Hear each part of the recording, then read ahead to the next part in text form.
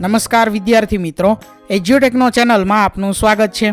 તારીખ 17/4/2026ના રોજ ધોરણ 7નું વિજ્ઞાન વિષયનું વાર્ષિક પરીક્ષાનું પેપર છે। તો ધોરણ 7ના વિદ્યાર્થીઓ આ પેપરમાં સારા ગુણ મેળવી શકે તે માટે મોડલ પેપરનું સોલ્યુશન લઈને આવ્યા છીએ, જેના અંતર્ગત આજે આપણે ધોરણ 7નું વિજ્ઞાન વિષયનું પ્રેક્ટિસ માટેનું મોડલ પેપર છે તેનું સોલ્યુશન જોવાનું છે। આ પેપર કુલ 80 ગુણનું છે, જેનો સમય 3 કલાક છે। વિજ્ઞાન વિષયની વાર્ષિક પરીક્ષાની તૈયારી માટે આ પેપર ખૂબ જ ઉપયોગી નીવડશે। સૌથી પહેલાં છે પ્રશ્ન નંબર 1A, જેની સૂચના છે નીચેના દરેક પ્રશ્નના ઉત્તર માટે આપેલા વિકલ્પોમાંથી સાચો વિકલ્પ લખો। જેમાં પહેલો પ્રશ્ન છે રુધિર ગંઠાવવાની પ્રક્રિયા કયા કણો કરે છે? અહીં 4 વિકલ્પ આપેલા છે, તેમાંથી જવાબ છે વિકલ્પ B, ત્રાક કણો। બીજો પ્રશ્ન છે વનસ્પતિમાં પાણી ખાલી જગ્યા દ્વારા વહન પામે છે? જવાબ છે વિકલ્પ A, જલવાહક પેશી। ત્રીજો પ્રશ્ન છે હૃદયના કયા ખંડોમાં ઓક્સિજનયુક્ત રુધિર હોય છે? જવાબ છે વિકલ્પ C, ડાબા કર્ણક અને ડાબા ક્ષેપકમાં। ચોથો પ્રશ્ન છે શીરા વિશેનું કયું વિધાન ખોટું છે? જવાબ છે વિકલ્પ B, શીરા હંમેશા કાર્બન ડાયોક્સાઇડ યુક્ત રુધિરનું વહન કરે છે। ત્યાર પછી આગળ પ્રશ્ન 1B, જેની સૂચના છે આપેલા પ્રશ્નો એક શબ્દમાં જવાબ લખો। જેમાં પહેલો પ્રશ્ન છે મ્યુકરમાં કયા પ્રકારનું અલિંગી પ્રજનન થાય છે? જવાબ છે બીજાણુ સર્જન। બીજો પ્રશ્ન છે ફલન બાદ અંડાશયનો વિકાસ થઈ શું બને છે? જવાબ છે ફળ। ત્રીજો પ્રશ્ન સમયનો પ્રમાણભૂત એકમ કયો છે? જવાબ છે સેકન્ડ। ત્યાર પછી આગળ પ્રશ્ન 2A, જેની સૂચના છે નીચેના દરેક પ્રશ્નના ઉત્તર માટે આપેલા વિકલ્પોમાંથી સાચો વિકલ્પ લખો। જેમાં પહેલો પ્રશ્ન છે બટાકામાં જોવા મળતી કલિકાઓને શું કહેવાય છે? જવાબ છે વિકલ્પ A, આંખ। બીજો પ્રશ્ન છે માદાજન્યુ ક્યાં ઉત્પન્ન થાય છે? જવાબ છે વિકલ્પ A, અંડક। ત્રીજો પ્રશ્ન છે પાનફૂટીમાં પ્રજનન ખાલી જગ્યા દ્વારા થાય છે? જવાબ છે વિકલ્પ B, પર્ણ। ચોથો પ્રશ્ન છે કઈ વનસ્પતિના બીજનો ફેલાવો પ્રાણીઓ દ્વારા થાય છે? જવાબ છે વિકલ્પ D, ગાડરિયું। ત્યાર પછી આગળ પ્રશ્ન 2B, જેની સૂચના છે તફાવતના બે મુદ્દા આપો। પહેલું છે ધમની અને શીરા। તો શીરાની અંદર અહીં લખવામાં ભૂલ છે, અહીં છે ધમની, બરોબર, અને અહીં છે શીરા। અહીં છે ધમની અને અહીં છે શીરા। તો ધમનીની અંદર પહેલો મુદ્દો છે ધમની હૃદયમાંથી ઓક્સિજનયુક્ત રુધિર શરીરના વિવિધ ભાગો સુધી લઈ જાય છે। બીજું, ધમનીની દિવાલ જાડી અને સ્થિતિસ્થાપક હોય છે। શીરાની અંદર પહેલો મુદ્દો છે શીરા કાર્બન ડાયોક્સાઇડ યુક્ત રુધિરને શરીરના જુદા જુદા ભાગોમાંથી હૃદય તરફ લઈ જાય છે। બીજો મુદ્દો છે શીરાની દિવાલ પાતળી હોય છે। આગળ છે ત્યાર પછી બીજો તફાવત છે અલિંગી પ્રજનન અને લિંગી પ્રજનન। વિદ્યાર્થી મિત્રો, અહીં અલિંગી અને લિંગી પ્રજનન છે તેનો તફાવત તમારે ઉપર જે મુજબ કોષ્ટકમાં આપણે જવાબ લખ્યો છે એ જ મુજબ લખવાનો છે, બરોબર। આ મુજબ તમારે જવાબ લખવાનો નથી, ઉપર જે મુજબ કોષ્ટક દોરેલું છે તે જ મુજબ કોષ્ટક દોરી અને તમારી જાતે જવાબ લખવાનો છે। આગળ છે ત્યાર પછી ત્રીજો પ્રશ્ન માગ્યા મુજબ જવાબ લખો। જેમાં પહેલો પ્રશ્ન છે એકલિંગી પુષ્પો કોને કહે છે? ઉદાહરણ આપો। તો જવાબ છે કે જે ફૂલો માત્ર સ્ત્રી કેસર અથવા પુંકેસર ધરાવે છે તેને એકલિંગી પુષ્પો કહે છે। ઉદાહરણ તરીકે મકાઈ, પપૈયા અને કાકડી। બીજો પ્રશ્ન છે દ્વિલિંગી પુષ્પો કોને કહે છે? ઉદાહરણ આપો। જવાબ છે કે જે ફૂલો સ્ત્રી કેસર અને પુંકેસર બંને ધરાવે છે તેને દ્વિલિંગી પુષ્પો કહે છે। ઉદાહરણ તરીકે સરસવ, ગુલાબ અને પેટુનિયા। ત્રીજો પ્રશ્ન છે પવન દ્વારા બીજનો ફેલાવો થતો હોય તેવી વનસ્પતિના નામ આપો। તો જવાબ છે પવન દ્વારા બીજનો ફેલાવો થતો હોય તેવી વનસ્પતિઓના નામ સરગવો, મેપલ, સૂર્યમુખી, મદાર એટલે કે ઓક, આંકડો, ડોડી, શિમળો, કણજી, મધુમાલતી છે। ત્યાર પછી આગળ ચોથો પ્રશ્ન છે માસલ ફળોના નામ આપો। કેરી, સફરજન, નારંગી, દ્રાક્ષ, જાંબુ, બોર, સ્ટ્રોબેરી, લીંબુ, મોસંબી વગેરે માસલ ફળો છે। ત્યાર પછી આગળ પ્રશ્ન નંબર 4A, જેની સૂચના છે નીચેના દરેક પ્રશ્નના ઉત્તર માટે આપેલા વિકલ્પોમાંથી સાચો વિકલ્પ લખો। જેમાં પહેલો પ્રશ્ન છે લોલક કઈ ગતિનું ઉદાહરણ છે? જવાબ છે વિકલ્પ D, આવર્ત ગતિ। બીજો પ્રશ્ન છે નીચેના પૈકી કયું વર્તુળાકાર ગતિનું ઉદાહરણ છે? જવાબ છે વિકલ્પ A, ફરતા પંખાની ગતિ। ત્યાર પછી આગળ ચોથો પ્રશ્ન છે નીચેના પ્રશ્નોના ટૂંકમાં ઉત્તર લખો, કોઈ પણ 2। જેમાં પહેલો પ્રશ્ન છે વિદ્યુત પરિપથમાં જોડેલી MCB શું છે? તો જવાબ છે કે ઘર, ઓફિસ કે કારખાનામાં વિદ્યુત પરિપથમાં શોર્ટ સર્કિટથી બચવા માટે રૂમમાં બોર્ડ પર MCBની ગોઠવણ કરેલી હોય છે. હાલના સમયમાં ફ્યુઝના સ્થાને MCB એટલે કે મિનિએચર સર્કિટ બ્રેકરનો વપરાશ વધવા લાગ્યો છે. આ ખાસ પ્રકારના વિદ્યુત કળ છે જે વિદ્યુત પરિપથમાં વિદ્યુત પ્રવાહ સલામત મર્યાદા કરતાં વધી જાય કે ઓવરલોડિંગ થાય ત્યારે આપમેળે બંધ થઈ જાય છે. તમે તેને ચાલુ કરો ત્યારે ફરીથી વિદ્યુત પરિપથ પૂર્ણ થાય છે. આથી શોર્ટ સર્કિટ કે આગ લાગવાની ઘટના બનતી અટકે છે. બીજો પ્રશ્ન છે બહિર્ગોળ લેન્સના ઉપયોગો જણાવો. જેમાં અહીં પહેલો ઉપયોગ છે કે સૂક્ષ્મ વસ્તુઓને મોટી જોવા માટે વપરાતા વિપુલ દર્શક એટલે કે મેગ્નિફાઇંગ ગ્લાસ તથા સંયુક્ત સૂક્ષ્મદર્શક યંત્ર એટલે કે માઇક્રોસ્કોપમાં બહિર્ગોળ લેન્સ વપરાય છે. બીજો, દૂરની વસ્તુઓ જોવા માટે ટેલિસ્કોપ અને બાયનોક્યુલરમાં બહિર્ગોળ લેન્સ વપરાય છે. ત્રીજું, કેમેરા, સિનેમા, પ્રોજેક્ટર, ચશ્મા વગેરેમાં બહિર્ગોળ લેન્સ વપરાય છે. ત્યાર પછી આગળ છે પ્રશ્ન નંબર 3. તેલ અને ચરબીયુક્ત પદાર્થો ગટરમાં શા માટે ન છોડવા જોઈએ સમજાવો. તો જવાબ છે કે તેલ અને ચરબીયુક્ત પદાર્થોને ગટરમાં નાખવામાં આવે તો તે ચિકાશવાળા હોવાથી પાઇપમાં જામી જાય છે. વળી તેની સાથે માટી કે કચરો પણ જામી જાય છે. આથી ગટરમાં પાણી વહેવામાં રૂકાવટ પેદા કરે છે. આને પરિણામે ગટરો બ્લોક થઈ જાય છે. પરિણામે ગટરોમાંથી ગંદુ પાણી ઉભરાય છે. આથી તેલ અને ચરબીયુક્ત પદાર્થો ગટરમાં છોડવા જોઈએ નહીં. આગળ છે ત્યાર પછી પ્રશ્ન નંબર 5 જેની સૂચના છે નીચેના દરેક પ્રશ્નના ઉત્તર માટે આપેલા વિકલ્પોમાંથી સાચો વિકલ્પ લખો. જેમાં પહેલો પ્રશ્ન છે બલ્બની અંદર રહેલા પાતળા તારને શું કહે છે. જવાબ છે વિકલ્પ સી, ફિલામેન્ટ. બીજો પ્રશ્ન છે નીચેનામાંથી કયું સાધન વિદ્યુત પ્રવાહની ઉષ્મીય અસર પર કાર્ય કરે છે.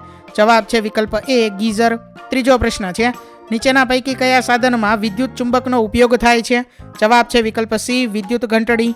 ત્યાર પછી આગળ પ્રશ્ન 5બ જેની સૂચના છે વૈજ્ઞાનિક કારણ આપી સમજાવો. પહેલો પ્રશ્ન છે ઘરના વિદ્યુત પરિપથમાં ફ્યુઝ રાખવામાં આવે છે.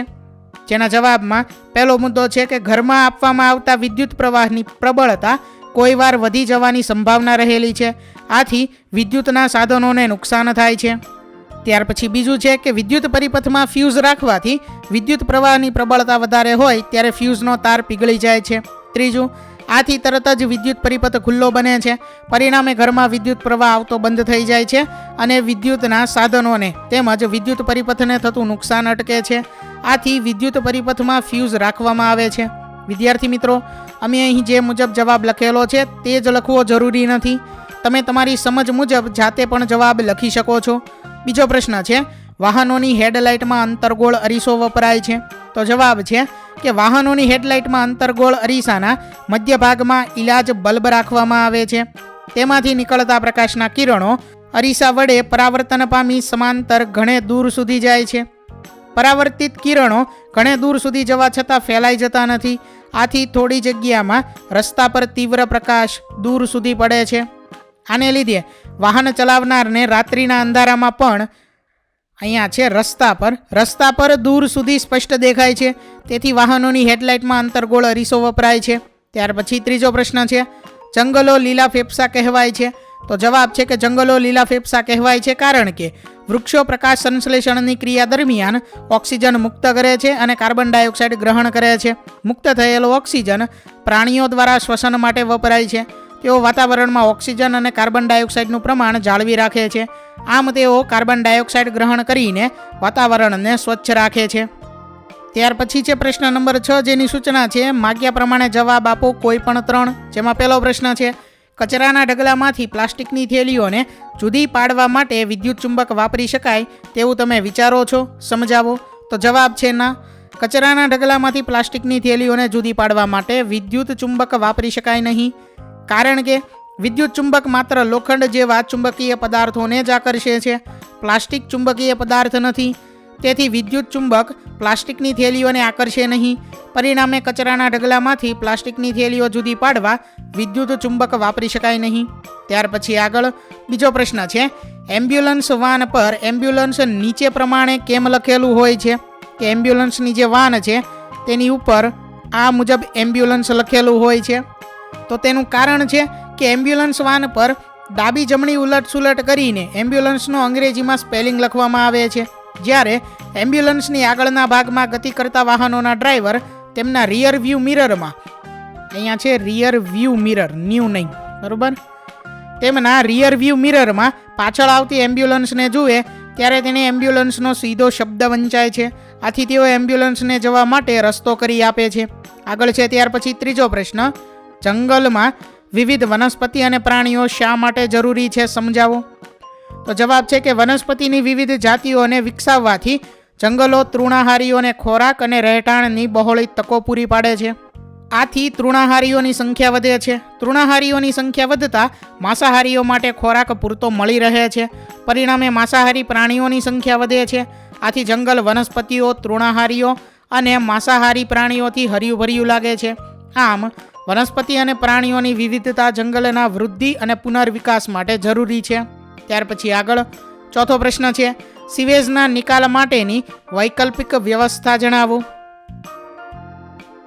તો અમે અહીં જવાબ લખેલો છે કે જે જગ્યાએ ગટરની વ્યવસ્થા નથી ત્યાં વૈકલ્પિક વ્યવસ્થા વિચારવામાં આવી છે. સ્વચ્છતામાં વધારો કરવા સ્થળ પર નિકાલ પ્રણાલીઓને ઉત્તેજન આપવામાં આવે છે. ઉદાહરણ તરીકે મળ ટાંકા, રાસાયણિક શૌચાલયો અને ખાતર માટેના ખાડાઓ વગેરે. કેટલીક સંસ્થાઓ સ્વાસ્થ્યપ્રદ ઓનસાઇટ માનવમળ નિકાલ ટેકનોલોજી પ્રદાન કરે છે. આવા શૌચાલયોને સફાઈની જરૂર રહેતી નથી. શૌચાલયોમાંથી મળ સીધો ઢકાયેલ પાઇપલાઇન દ્વારા બાયોગેસ પ્લાન્ટમાં જાય છે. ત્યાર પછી હવે આગળ પ્રશ્ન નંબર 7 જેની સૂચના છે, નીચેના દરેક પ્રશ્નના ઉત્તર માટે આપેલા વિકલ્પોમાંથી સાચો વિકલ્પ લખો. જેમાં પહેલો પ્રશ્ન છે, એક મોટર ગાડી પ્રથમ 30 મિનિટમાં 25 કિલોમીટર અંતર કાપે છે અને પછીની 15 મિનિટમાં 20 કિલોમીટર અંતર કાપે છે, તો તેની સરાસરી ઝડપ કેટલી? તો જવાબ છે વિકલ્પ ડી, 65 કિલોમીટર પ્રતિ કલાક. બીજો પ્રશ્ન છે, નીચે આપેલા સંબંધો પૈકી કયો સંબંધ સાચો છે? તો જવાબ છે વિકલ્પ બી, ઝડપ બરાબર અંતર છેદમાં સમય.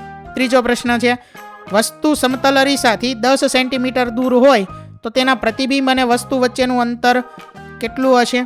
જવાબ છે વિકલ્પ સી, 20 સેન્ટીમીટર.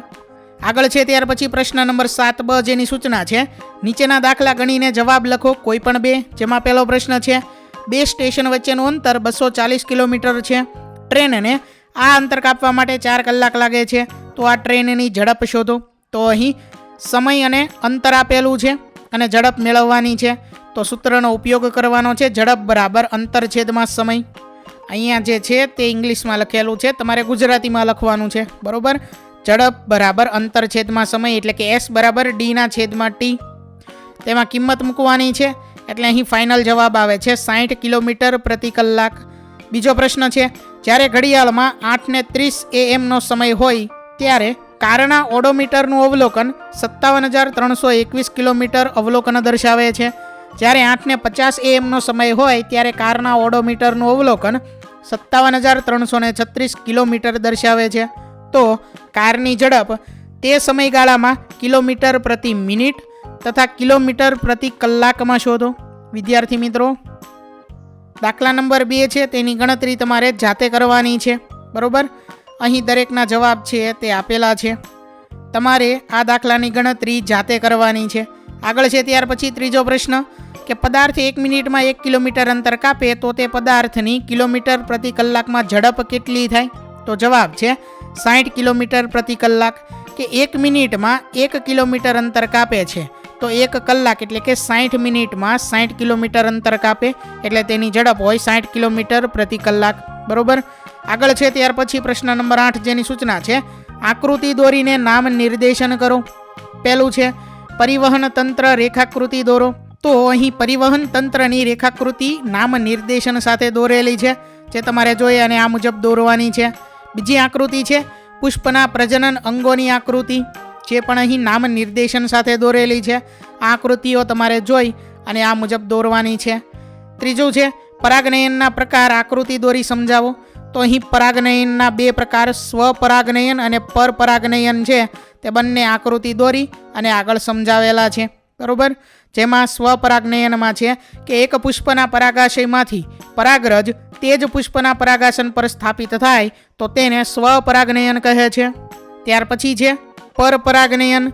તો એક પુષ્પની પરાગરજ તે જ છોડના બીજા પુષ્પ અથવા તેના જેવા અન્ય છોડના પુષ્પના પરાગાસન પર સ્થાપિત થાય તો તેને પરપરાગનયન કહે છે. ચોથો પ્રશ્ન છે બંધ વિદ્યુત પરિપથ અને ખુલ્લો વિદ્યુત પરિપથ એટલે શું? આકૃતિ દોરી સમજાવો. તો વિદ્યાર્થી મિત્રો, પ્રશ્ન નંબર 4 છે તેનો જવાબ અહીં લખેલો છે, જે તમે આ મુજબ આકૃતિ સહિત લખી શકો છો અથવા તમે તમારી સમજ મુજબ જવાબ લખી શકો છો. આગળ છે ત્યાર પછી પ્રશ્ન નંબર 9 જેની સૂચના છે, નીચેના પ્રશ્નોના મુદ્દાસર ઉત્તર લખો, કોઈ પણ 2. જેમાં પહેલો પ્રશ્ન છે પ્રયોગ આકૃતિ દોરી સમજાવો. સાદું સ્ટેથોસ્કોપ બનાવવું અને તેની મદદથી હૃદયના ધબકારા અને નાડી દર માપવા. તો વિદ્યાર્થી મિત્રો, આ પ્રશ્નનો જવાબ અહીં આકૃતિ સહિત આપેલો છે. તમે તમારી સમજ મુજબ જાતે પણ લખી શકો છો. બીજો પ્રશ્ન છે વિદ્યુત ઘંટડીની આકૃતિ દોરી તેની રચના અને કાર્ય સમજાવો. તો અહીં બીજા પ્રશ્ન છે તેનો જવાબ લખેલો છે, જે તમારે જોઈ અને આ મુજબ લખવાનો છે. ત્યાર પછી ત્રીજો પ્રશ્ન છે પ્રયોગ આકૃતિ દોરી સમજાવો. ન્યૂટનની તકતી કે ન્યૂટનનું ચક્ર બનાવવું. તો પ્રશ્ન નંબર 3 છે તેનો જવાબ અહીં આકૃતિ સહિત આપેલો છે. આગળ છે ત્યાર પછી પ્રશ્ન નંબર 10 જેની સૂચના છે નીચેના પ્રશ્નોના સવિસ્તર જવાબ આપો, કોઈ પણ એક. જેમાં પહેલો પ્રશ્ન છે પ્રયોગ આકૃતિ દોરી સમજાવો. પ્રિઝમ વડે થતું પ્રકાશનું વિભાજન દર્શાવવું. તો પ્રશ્ન નંબર 1 ના જવાબમાં આકૃતિ સહિત પ્રિઝમ વડે થતું પ્રકાશનું વિભાજન દર્શાવેલું છે, જે તમે આ મુજબ દર્શાવી શકો અથવા તમે તમારી સમજ મુજબ જાતે પણ આ પ્રશ્નનો જવાબ લખી શકો છો. બીજો પ્રશ્ન છે જંગલોમાં જોવા મળતી આહાર શૃંખલાઓ વિશે ઉદાહરણ આપીને સમજાવો. તો પ્રશ્ન નંબર 2 નો જવાબ અહીં આપેલો છે, જે તમારે જોઈ અને આ મુજબ લખવાનો છે. આગળ છે ત્યાર પછી પ્રશ્ન નંબર 11 જેની સૂચના છે નીચેના દરેક પ્રશ્નના ઉત્તર માટે આપેલા વિકલ્પોમાંથી સાચો વિકલ્પ લખો. જેમાં પહેલો પ્રશ્ન છે નીચેની આહાર શૃંખલામાં ખૂટતી કડી મૂકો. ઘાસ, ત્યાર પછી કીટકો, દેડકો, સમડી. તો જવાબ છે સાપ. એટલે આહાર શૃંખલા બને ઘાસને કીટકો ખાય, ત્યાર પછી કીટકોને દેડકો ખાય, દેડકાને સાપ ખાય અને સાપને સમડી ખાય. બરોબર, આ મુજબ. ત્યાર પછી બીજો પ્રશ્ન છે મીઠા જળની માત્રા પૃથ્વી પર પ્રાપ્ય પાણીની કુલ માત્રાના કેટલા ટકા છે. તો જવાબ છે વિકલ્પ ડી 0.006%. ત્રીજો પ્રશ્ન ઓઝોન વિશેના નીચેના વિધાનોનો અભ્યાસ કરો. જેમાં પહેલું વિધાન છે એ, તે સજીવોના શ્વાસોશ્વાસની ક્રિયા માટે જરૂરી છે. બી, તે પાણીને બિનચેપી બનાવવા જરૂરી છે. સી, તે પારજાંબલી કિરણોનું શોષણ કરે છે. ડી, તેનું હવામાં પ્રમાણ 3% જેટલું છે. આમાંથી કયું વિધાન સાચું છે. તો જવાબ છે વિકલ્પ બી, એટલે કે બીજું અને ત્રીજું વિધાન. તે પાણીને બિનચેપી બનાવવા જરૂરી છે અને તે પારજાંબલી કિરણોનું શોષણ કરે છે. તો વિદ્યાર્થી મિત્રો, અહીં ધોરણ 7નું વિષય વિજ્ઞાનનું વાર્ષિક પરીક્ષાની તૈયારી માટેનું જે મોડલ પેપર છે તેનું સોલ્યુશન પૂર્ણ થાય છે. વિદ્યાર્થી મિત્રો, આપેલા વિડીયોની જો તમારે પીડીએફની જરૂર હોય તો તમે આપણી એપ્લિકેશન સ્માર્ટ સાથી પરથી મેળવી શકશો. વિદ્યાર્થી મિત્રો, આપણી એપ્લિકેશન સ્માર્ટ સાથી પ્લે સ્ટોરમાં આવી ગઈ છે, જેની અંદર તમે બધા વિભાગ જોઈ શકો છો. તેની અંદર વિવિધ ધોરણ છે. ધોરણ ઉપર ક્લિક કરતાં વિવિધ વિષય ખુલશે. વિષય ઉપર ક્લિક કરતાં તેની અંદર આવતા પાઠ ખુલશે. તેની અંદરથી તમે પાઠ્યપુસ્તક પણ ડાઉનલોડ કરી શકો છો. તેની અંદર આપેલા પાઠમાં ક્લિક કરતાં તમે પાઠની પીડીએફ, સ્વાધ્યાયની પીડીએફ, સ્વાધ્યાયન પોથીની પીડીએફ, પાઠના વિવિધ વિડીયોઝ, સ્વાધ્યાયના વિડીયોઝ, સ્વાધ્યાયન પોથીના વિડીયોઝ બધું જોઈ શકો છો અને ડાઉનલોડ પણ માત્ર એક ક્લિકમાં કરી શકો છો. વિદ્યાર્થી મિત્રો, આપણી એપને સપોર્ટ કરજો, ડાઉનલોડ કરજો